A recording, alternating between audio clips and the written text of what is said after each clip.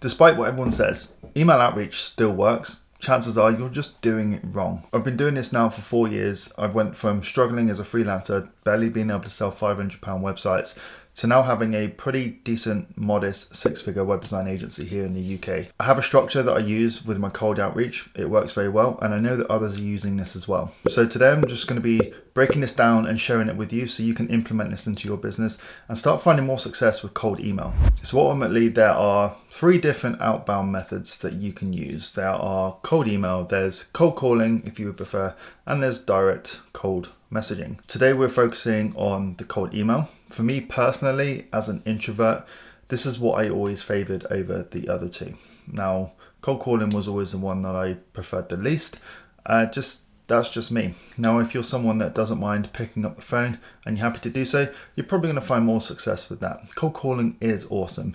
But today we're talking specifically about cold email, but it does. And I kind of want to also say here that cold email, it shouldn't be your long-term solution. This is a short-term solution. This is how you go about winning business in the beginning when you're getting started, when you don't really have a reputation, you haven't built up a referral network of any sort as of yet. So just understand that you don't have to do this forever. Okay, it might feel like a bit of a slog, a bit of a climb, but you have to put in the work if you want to sign up customers, if you want to have a successful business. You have to learn to do this. You have to figure out what's working and how to make it work for you. But hopefully this video is going to help you with achieving that. So when you know how to do emails right, it can really work for you. And that's what I'm going to be showing you today. Now, before I reveal what the structure looks like, let me just start off with explaining to you why cold email once failed for me, because this might be why it's failing for you too. When I got started right at the beginning, emails, they didn't work for me because I just didn't know what I was doing. And there's a few things that I've learned,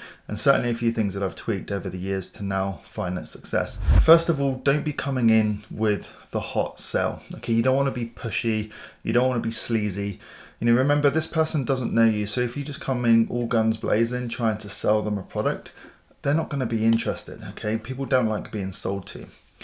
Also, being impatient, right? This is a numbers game. You have to send a few emails in order to get a response. You're not going to be able to send 1 or 2 emails and get a response, okay? So be patient and allow that to set your expectations, because I recently had a conversation with someone who'd sent, I think it was around 20 emails, and they felt like giving up. And I was like, hold up. Okay, 20 emails is not a lot of emails to send. Okay, sometimes you've got to send at least 100 to get 1 response. That's just the nature of the beast. All right, sometimes that is the case. But rest assured, the structure that I'm going to show you should make those numbers more favorable for you. Next is trying to speak to everyone. Okay, being too generic in your messaging. If you're trying to speak to everybody, then you're going to be speaking to nobody. And then we've got only sending 1 email and then no follow-ups. People don't like following up, which is really confusing me. The amount of people that I've spoken to, the amount of people I've tried to help and coach who won't send follow-ups and don't like the idea of being a pest or a nuisance, which I kind of get it. But ultimately, you're not being a pest or a nuisance until you're actually told no. When you're told no and you continue to follow up, that's when there's a problem. That's when you are a nuisance. The money is in the follow-up, okay? People don't always reply on the first email. They don't always reply on the second email, but they might reply on the third. We are, as business owners, pretty busy. And if your inbox is getting hit rapidly, you won't always reply to the first one. So just bear that in mind. And then finally, we've got not understanding what your niche needs. Okay, if you are writing an email to a niche and you have no idea what their desires are, what their challenges are, what problem it is that you are trying to solve for them, then you're going to have a very weak offer, a weak message in the email going out in the first place. So by understanding what your niche needs is really going to help you too. So all of these problems that I've spoken about here, they're going to be fixed with this email template, with this email structure. So these are all problems that I'd faced in the beginning. I've managed to solve them. Cool. So now that you understand that, let's talk about this email structure, the components, the building blocks that exist within the type of email that you send on a cold email campaign to get more web design clients. And also I'm going to give you a couple of examples, so don't worry. By the end of this, you're going to be able to construct your own email and you're going to find this really actionable. First of all, we've got the intro/personalization. You might have heard of this as a personalized line. It doesn't always have to be that cliche, oh, I've been on your store, I really like your products. There's other ways of going about this, and I'll show you an example. Then we're moving on to discussing what their pain or their problem is. So remember, you need to understand what your niche wants, understand what the challenges are, because you can reference this in the email. Then we've got solution/offer. So what is the solution that you're offering to their problem? What is your offer? What is it that you are trying to sell them in a non-salesy way?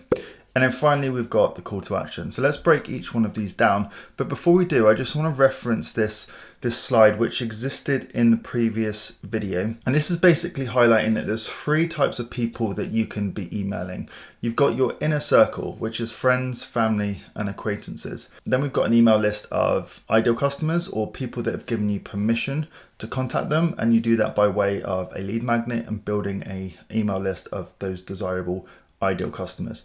And then finally, we've got everyone else. And everyone else is what I say is the kind of audience that people often jump to. They're always trying to download or scrape data, download lead lists and just spam them with emails.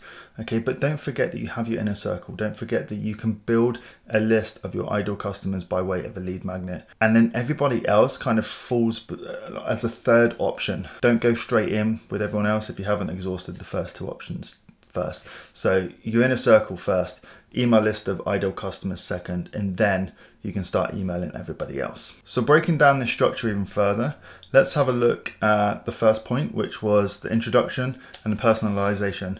And there's a couple of options here, and I've split these up specifically between those 3 types of people that you could be emailing. So your inner circle, the email list of ideal customers, and everyone else.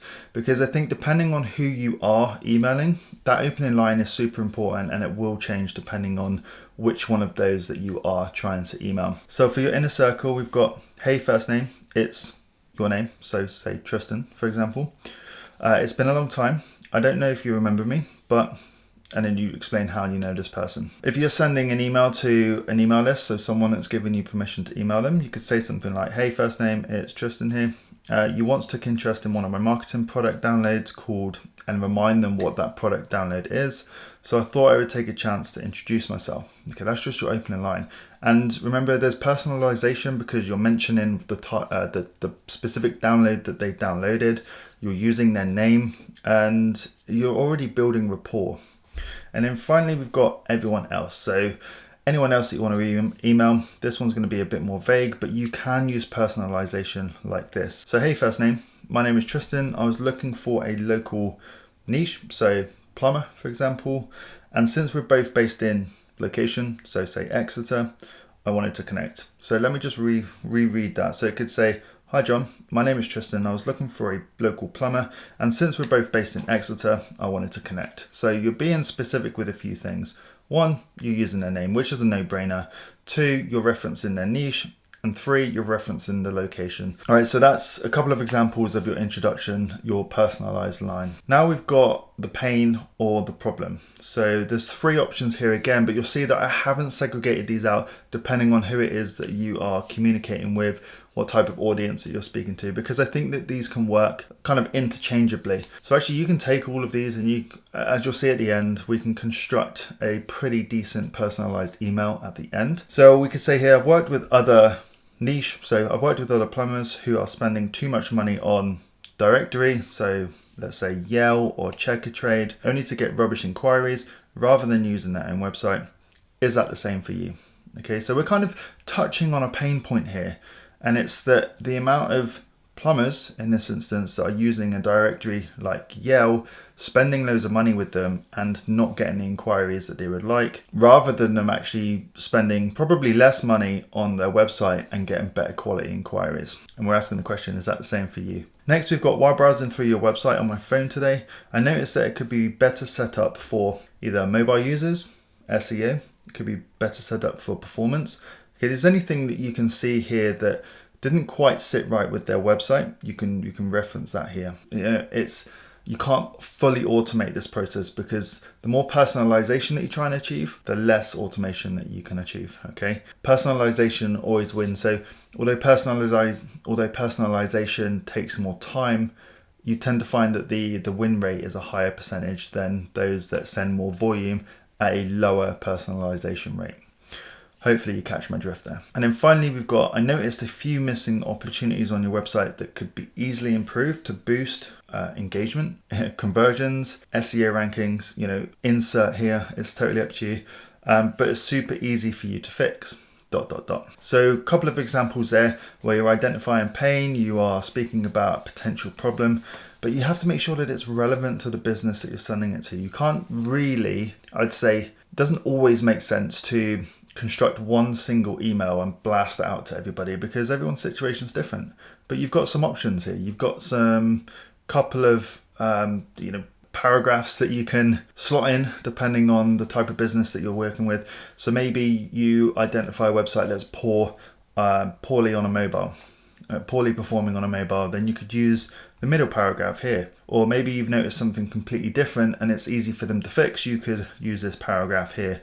Or maybe you have noticed that they are relying on a directory of some sort and they're not, utilizing their website as best as they possibly could, then you could use a paragraph like this. So, it does totally depend on the situation. Next, we then move into the solution/offer. So for this, you could say something like, I took the liberty of creating you a quick mock-up of how your website could look with the suggested improvement, whatever that might be. You can check it out here and then you can send them a link. Okay, now there's a caveat to this that, there's the assumption that you would go ahead and build them a website, design them a website. And if you are going to do this, I do recommend having a template that you can very easily, quickly swap out their logo and some images.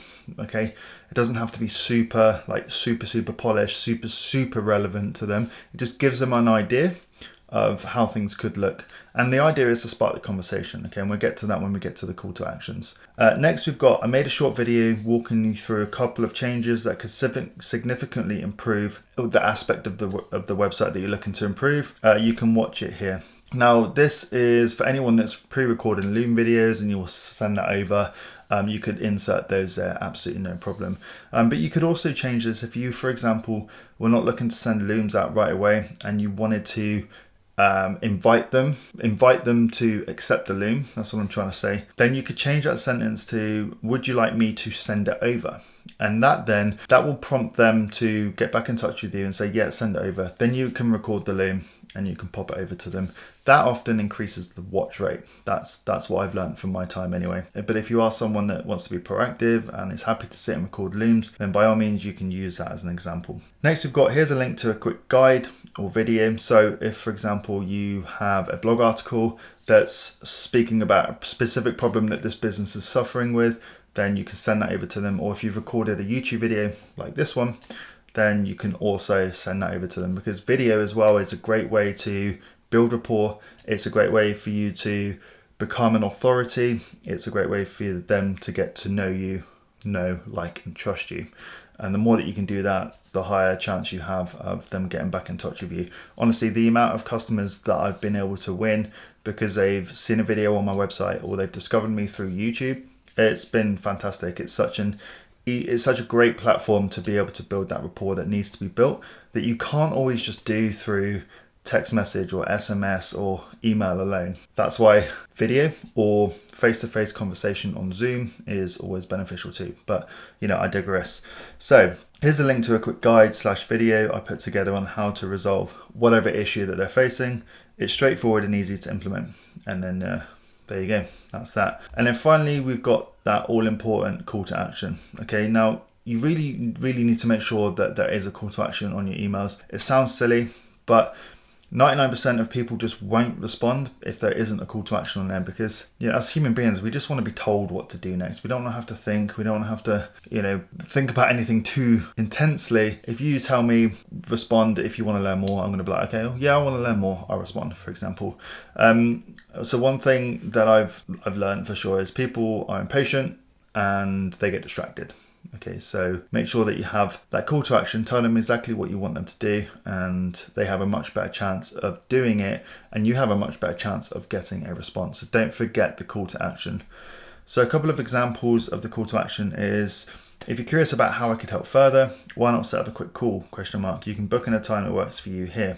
Now this still works, okay, but I think also just be aware that some business owners are becoming a little bit more numb to people offering a call, but there are people that are doing this wrong. Right? Remember the previous 3 steps or building blocks within this email. We are being personal. We are offering value, and then we're offering to get on a call. Okay, we're not just going straight in. The amount of emails that I've received, like countless, it's become like the new hi. It's basically like, hi, should we jump on a call? It's like, no, I don't know you. Okay, and that's something that you need to consider. These people do not know you, and the chances of you being able to email them and immediately say, hi, I'm a web designer, do you want to jump on a call? They're just going to be like, no. But if you go through these steps, you are personal, you offer value, and you appear credible, you have a higher chance of people saying, yes, thank you, I'd like to learn more, let's have a conversation.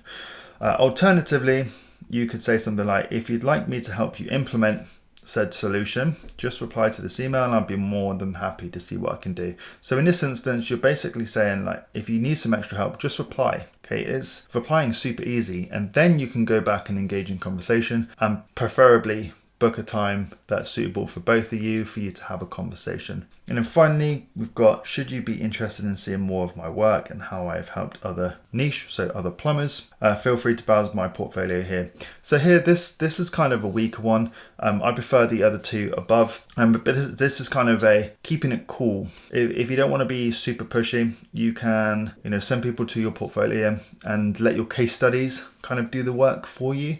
If they are, let's say, a plumber that is struggling, and you send them a link to a showcase of other plumbers, maybe even some of the local competitors, where you've been able to help them and they can clearly see what value that you've provided to other people within a similar sector, they're going to be more inclined to reach back out to you and say, can you help me? And then you can set the call up that way. So yeah, that's pretty much it. Like, that's the building blocks. So let's talk about an example of how all of these can come together. We've got all of these kind of building blocks. I've given you a collection of kind of examples for each one. So you can actually take these and you can construct your own email. So here's an example. Hey Tony, my name is Tristan. I was looking for a local roofer, and since we're both based in Exeter, I wanted to connect. I've worked with other roofers who are spending too much money on Yale only to get rubbish inquiries rather than using their own website. Is that the same for you? I made a short video walking you through a couple of changes that could significantly improve your website inquiries. You can watch it here. If you're curious about how I could help further, why not set up a quick call, ? You can book in a time that works for you here, and I'll send a calendar link. So that, in my opinion, is a very good example of a cold email. And this is the type of cold email that I was sending at the start of my business that was generating me pretty good results. And I know that there's people within my Agency Alchemist program that are using this framework as well, and they are managing to book calls and win clients. So it does work. So hopefully you're able to now understand kind of the building blocks and what's required in a successful cold email campaign.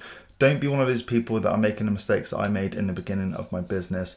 Be the type of person that's happy to experiment, understand the kind of framework that I'm sharing with you here, and yeah, experiment with your own messages. And just, if you can take everything that I've told you today into consideration, I know that you're going to have pretty good success with your emails. Just be patient, okay? You need to send a fair few of these, get feedback, see what people are saying, see if you get any responses, see if there's anything that you need to tweak within your messaging. Now, if you're looking for more help, some more additional information, there's a video coming up on screen now for you to go and watch. If you've enjoyed it, please do give it a thumbs up. I'd really appreciate that. And yeah, I will see you guys in the next video. Bye.